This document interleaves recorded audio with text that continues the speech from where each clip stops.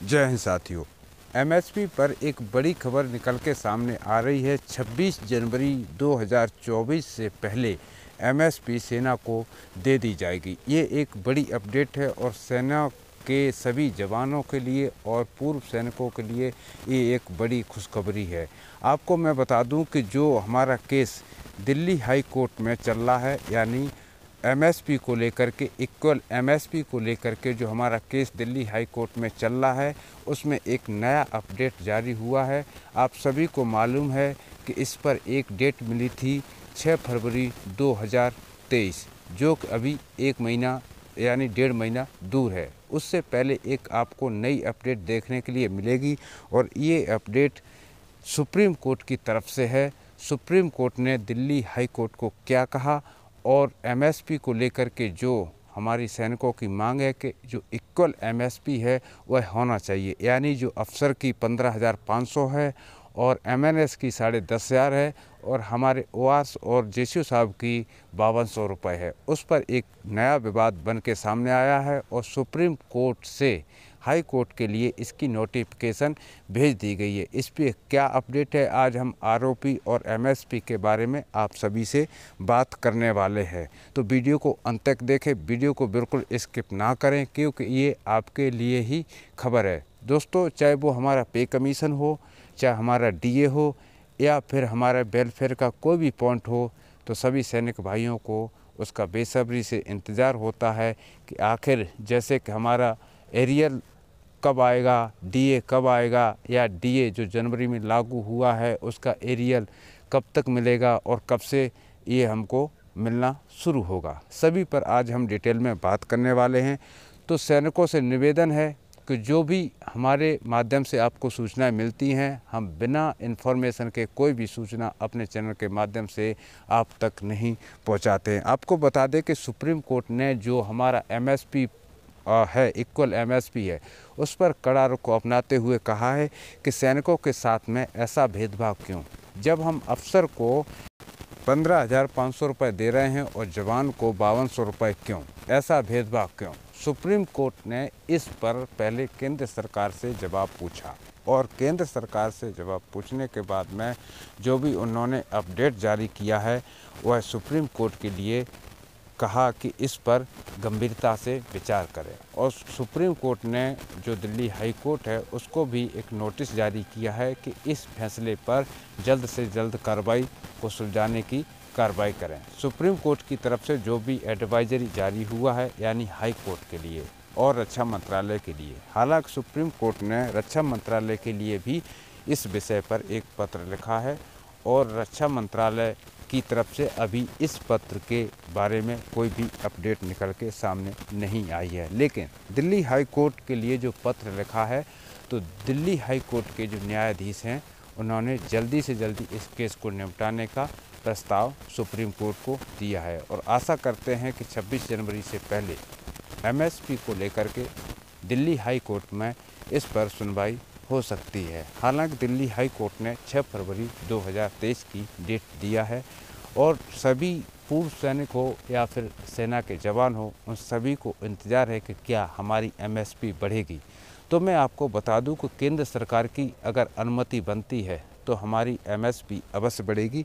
लेकिन supreme court का मानना ये है कि हम सेना के जवानों के साथ में इतना भेदभाव कैसे कर सकते हैं, जब हम एक अधिकारी को 15,500 रुपये के हिसाब से एमएसपी पर मंथ देते हैं, वहीं पर अगर एमएनएस है उनको हम 10,500 रुपये के हिसाब से पर मंथ एमएसपी देते हैं। लेकिन जो हमारे सैनिक भाई या सैनिक जवान बॉर्डर पर तैनात हैं और सबसे ज़्यादा जोखिम वह उठा रहे हैं, तो हम उनको इक्वल एमएसपी क्यों नहीं कर सकते। हालांकि मिलिट्री सर्विस पे एक होना चाहिए, क्योंकि मिलिट्री एक है, चाहे उसके अंदर अफसर हों, चाहे उसके अंदर एमएनएस हों, चाहे उसके अंदर जवान हों, सभी ये आर्मी के एक हिस्सा हैं और मिलिट्री के एक ये हिस्सा है। तो सबकी जो इक्वल पेमेंट है, इक्वल एमएसपी है, वह एक होना चाहिए। ऐसे में केंद्र सरकार का कहना ये है कि जो रैंक स्ट्रक्चर है उसके हिसाब से हमने ये जो एमएसपी का गठन किया था, उस समय अफसर, एमएनएस और ओआरएस के बीच में ये गठन किया था। इसमें ये कहा गया है कि अफसर को अफसर देख करके जो एमएसपी का गठन किया गया था और ओआरएस को ओआरएस देख करके गठन किया था, जबकि सेना में 97% हमारे ओआरएस और जेसीओ साहब लोग आते हैं। वहीं पर अगर बात करूं तो यानी 3% अफसर साहब लोग आते हैं। तो सेना क्या अफसरों के ऊपर चलती है या सेना इंडिपेंडेंट है, ऐसा तो नहीं हो सकता। हालांकि कमान करने के लिए अफसर साहब होते हैं और सेना को चिन्हित करने के लिए अफसर साहब होते हैं, लेकिन सेना को चलाने वाले हमारे जेसीओज और जवान होते हैं। सरकार के मध्य से अगर हम देखें, अगर सरकार की नज़र से देखें तो सरकार सिर्फ अफसरों को बढ़ावा इसलिए देती है क्योंकि अफसरों को खर्चा कम करना पड़ता है। यानी अफसरों 3% जहाँ पर अफसर होंगे वहाँ पर खर्चा कम होगा। तो अगर हम उनकी एमएसपी या तनख्वाह बढ़ा भी देते हैं तो सरकार के ऊपर इतना भार नहीं आएगा। अगर वहीं पर बात करूं सरकार की तरफ से, तो सरकार सोचती है कि जहां पर हमारे 90% जवान हैं और हम उनकी तनख्वाह बढ़ा देते हैं तो सरकार का जो बजट है वह गड़बड़ा जाएगा और ख़र्चा ज़्यादा आएगा। इसलिए वह ओआरएस रैंक की चाहे एमएसपी हो, 1 रैंक 1 पेंशन हो या फिर डिसेबिलिटी हो या कोई भी जो हमको मिलने वाले वेलफेयर हैं, तो हर समय जो भी वेलफेयर काटा जाता है वह हमारा जवान्स और जेसीओज का वेलफेयर काटा जाता है। अब देखना ये होगा कि जो सुप्रीम कोर्ट की तरफ से सेना के लिए आदेश पारित होते हैं, क्या सरकार उनको मानने के लिए तैयार है या नहीं है। आपको ये भी बात बता दूं कि सुप्रीम कोर्ट के चीफ जस्टिस DY चंद्रचूड़ साहब जो हैं सेना के जवानों के साथ में हर वक्त प्रेजेंट हैं और हर वक्त वह सेना के जवान के बारे में सोचते हैं। लेकिन सरकार का जब प्रेशर किसी संस्था के ऊपर होता है तो वह पहले सरकार की बात को मानता है और उस संस्था से मुंह मोड़ना पड़ता है। जबकि 100% की बात करूं तो 100% में से अफसर और जवान के बीच में जो दरार है, आज अगर जो जवान हमारा किसी मुठभेड़ में या किसी लड़ाई में इंजरी या कैजुअलिटी होता है तो ज़्यादातर हमारे जवान होते हैं। तो जवान के लिए ये एमएसपी लागू किया गया था। वहीं पर अगर हम बात करें 1 रैंक 1 पेंशन की, तो ये भी एक जवान का ही अधिकार था और जवान के लिए ही 1 रैंक 1 पेंशन बनाया गया था। लेकिन अफसर इस लड़ाई में बीच में कूदने के बाद में जब एक्समैनों ने इसका धरना प्रदर्शन किया तो उस बीच में जो हमारे एक्समैनों के बीच में अफसर कूदे और अफसर उसमें बीच में आए तो अफसरों ने इसका फुल फ़ायदा उठाया। वहीं पर एमएसपी को लेकर के भी अफसरों ने इसका फुल फ़ायदा उठाया है और साथ ही एमएनएस को भी इन्होंने फुल वेलफेयर दिया है। लेकिन हमारे जवान और जेसीओज का एमएसपी में गला घोंट दिया गया है। जेसीओज की अगर बात करूं तो जेसीओज भी ओआरएस रैंक से ही निकल के जाता है जो जेसीओज बनता है और लास्ट उसकी रैंक होती है ऑनरेरी कैप्टन। ऐसे में देखना ये होगा कि सरकार जवान के साथ में कितनी खड़ी होती है और अफसर के साथ में कितनी खड़ी होती है। अगर जवान को न्याय नहीं मिला तो फिर इससे बड़ी दुर्भाग्य की बात नहीं हो सकती है कि एक जो देश के लिए अपना जीवन न्यौछावर करने वाला जवान आज कोर्ट और कचहरी के चक्कर अगर काट रहा है तो वह सरकार की मर्जी से काट रहा है। अगर चाहे तो सरकार का ये 2 मिनट का खेल है, सरकार इसको कभी भी ख़त्म कर सकती है।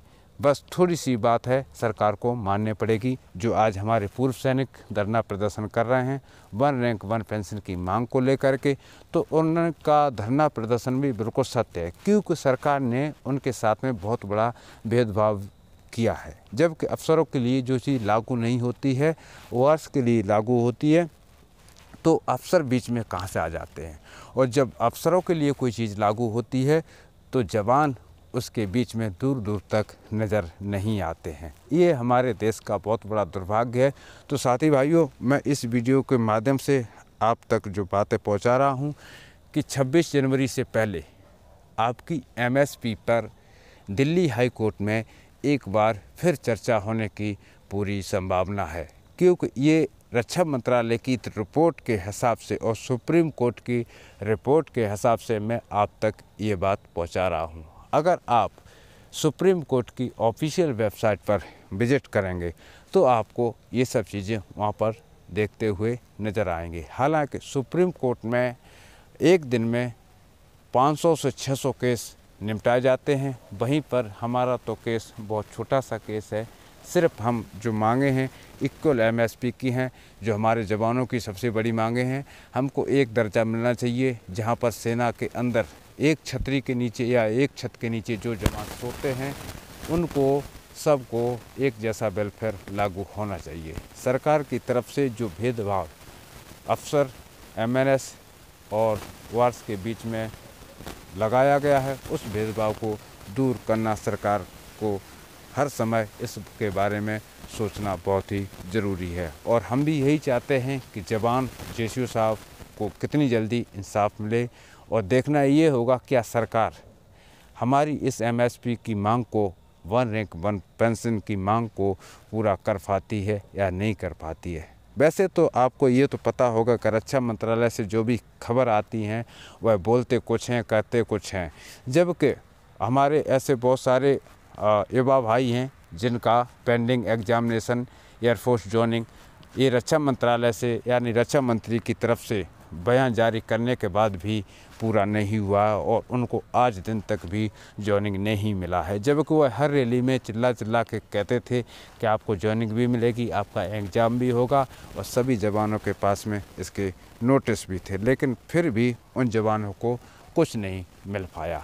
अब ऐसे में हम आपको यही बात बताना चाहते हैं कि आपको इंतज़ार करना है, और जो हमारे पूर्व सैनिक धरना प्रदर्शन कर रहे हैं, मैं उनके लिए भी भगवान से आशा करता हूं कि उनको सही रखे, सलामत रखे, और हमारे पूर्व सैनिकों के हित के लिए वह हमेशा तैयार रहें, और इसी तरह से हमारी जो जंग है वह जारी रह सके। लेकिन साथ ही जो हमारे सैनिक भाई बॉर्डर पर खड़े हैं या तैनात हैं या देश की सुरक्षा कर रहे हैं, मैं उनके लिए भी भगवान से दुआ करूँगा कि उनके परिवार को और उनको सलामत रखे, और एमएसपी की जो बातें हैं या एमएसपी की जो मांग है, जल्दी से जल्दी उनको इस चीज़ का फ़ायदा मिले। सुप्रीम कोर्ट की तरफ से जो भी अपडेट थी साथियों, इस वीडियो में फ़िलहाल इतना ही जो हमने आपको बता दी।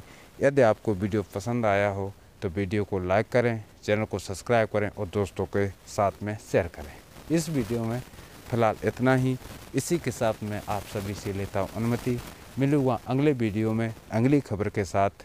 तब तक के लिए सभी सैनिक भाई या सैनिक परिवार को जय हिंद, जय भारत,